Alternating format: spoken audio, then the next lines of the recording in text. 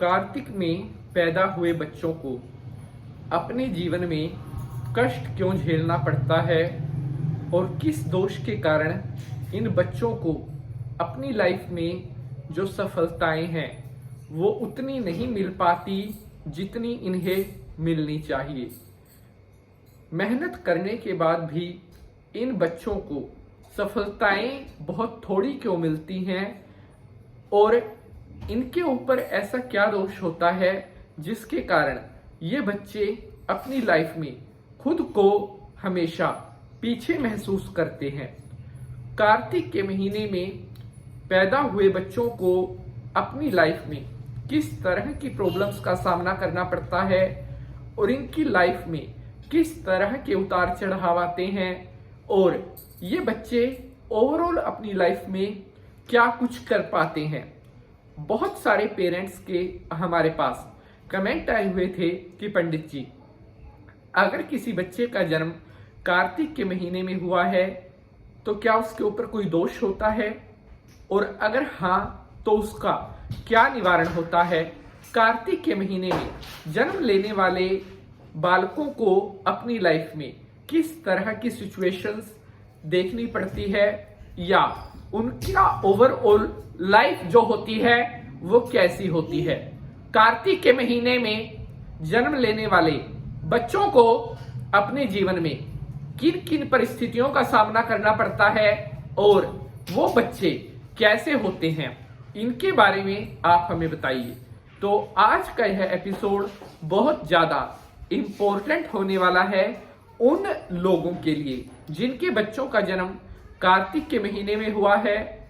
आपको बहुत ध्यान से इस एपिसोड को देखना चाहिए क्योंकि आज मैं आपको कार्तिक से जुड़ी हुई बहुत महत्वपूर्ण जानकारी आपके साथ शेयर करने वाला हूं और अगर आपके बच्चे का जन्म कार्तिक के महीने में हुआ है तो आप उसके लिए क्या करें जिससे बच्चे के ऊपर कार्तिक महीने का जो नेगेटिव असर है वो ना पड़े। तो चलिए शंकर भगवान को प्रणाम करते हुए आज के एपिसोड को स्टार्ट करते हैं। ओम त्र्यंबकम यजामहे सुगंधिम पुष्टिवर्धनम उर्वारुकमिव बंधनान मृत्युर्मोक्षीयमामृतात्। बोलिए शंकर भगवान की जय। तो नमस्कार, सुस्वागतम, आभार। मैं पंडित नितिन शास्त्री आप सभी भक्तों का आज के एपिसोड पर हार्दिक स्वागत करता हूं। आशा करते हैं आप सभी स्वस्थ होंगे, मस्त होंगे।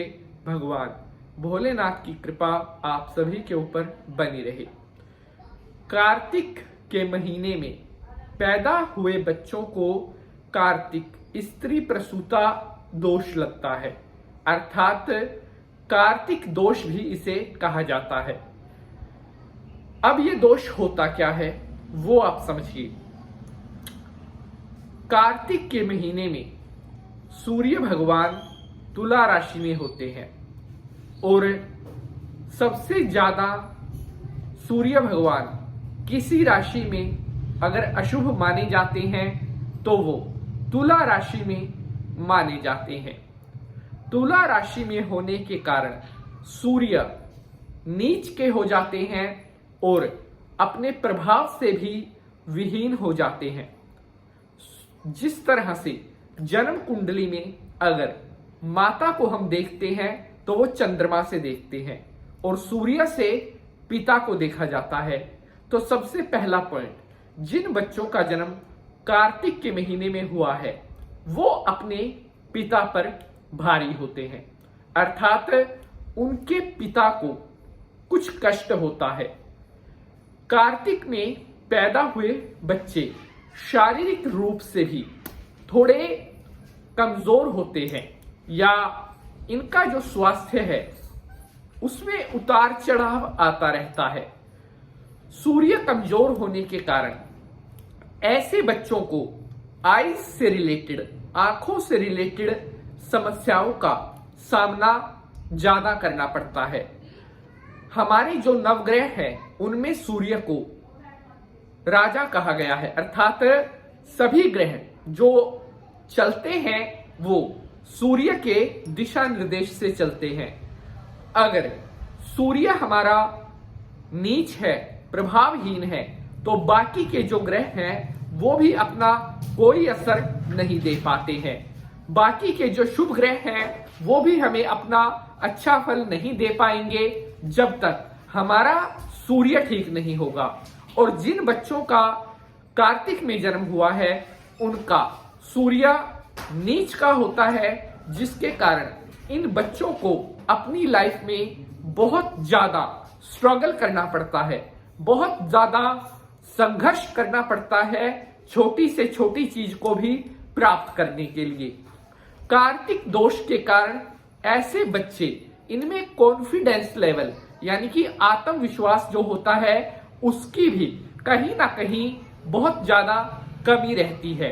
कार्तिक में पैदा हुए बच्चों को जो याददाश्त रिलेटेड चीज है यानी कि जिसको मेमोरी पावर कहते हैं, उसमें भी थोड़ी प्रॉब्लम्स इनको कहीं ना कहीं फेस करनी पड़ती है और इनकी शिक्षा में, इनकी पढ़ाई में कुछ ना कुछ अड़चन रहती है कार्तिक दोष के कारण। कार्तिक में जो बच्चे जन्म लेते हैं उनके पिता का स्वास्थ्य डाउन रहता है, साथ में खुद भी बच्चे का जो स्वास्थ्य है वो भी ठंडा मीठा चलता रहता है। ऐसे बच्चे जो कार्तिक में पैदा हुए हैं, अपने पिता के साथ इनके जो रिलेशंस देखे जाते हैं, पिता पुत्र का जो संबंध होता है वो भी ज्यादा मधुर नहीं होता। अर्थात या तो इनकी अपने पिता के साथ बहुत कम बनती है या ज्यादातर ये अपने पिता से दूर रहेंगे, क्योंकि सूर्य खराब होने के कारण ये सब चीजें करवाता है। कार्तिक में पैदा हुए बच्चों को अपनी लाइफ में थोड़ी सी सक्सेस भी अगर हासिल करनी है, उसके लिए भी बहुत ज्यादा मेहनत करनी पड़ेगी, तब जाकर के इनको कुछ सफलताएं मिलती हैं। बहुत सारे माता पिताओं का हमारे पास प्रश्न आता है कि जो बच्चे कार्तिक में पैदा हुए हैं, जिनके ऊपर कार्तिक दोष लगा हुआ है, उनके लिए क्या उपाय होता है।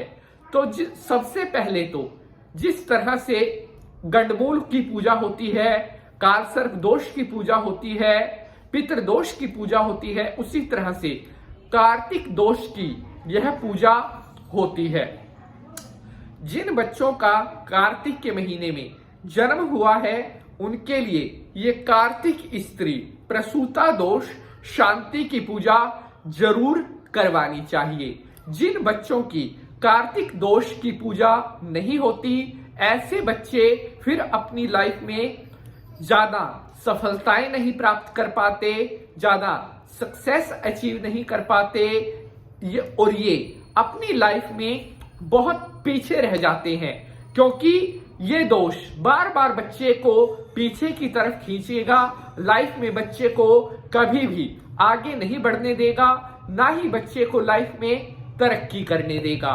कार्तिक स्त्री प्रसूता दोष शांति की पूजा बच्चे के लिए जरूर करवानी चाहिए। बहुत इंपॉर्टेंट प्रश्न, बहुत सारे पेरेंट्स का प्रश्न आया था कि यह पूजा कब होती है। तो कार्तिक दोष की जो पूजा होती है यह केवल और केवल कार्तिक के महीने में ही होती है।